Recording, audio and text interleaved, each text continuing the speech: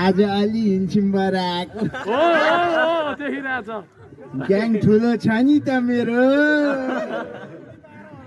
यहाँ मसँग कोही न्यु नखोजौँ है मेरो एमआरआर को ग्याङको केटाहरू मसँग छन्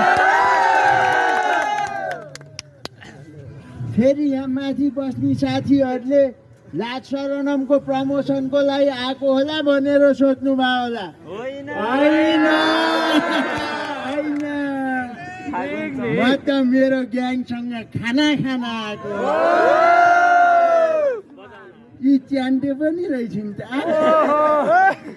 ग्याङमा सानोदेखि ठुलासम्म सबै छन् के 18+ पाइयो होला त्यही भएर समयमा एसएलसी पास गर्नुपर्छ मैले एकदमै खुसी लागिरहेछ तर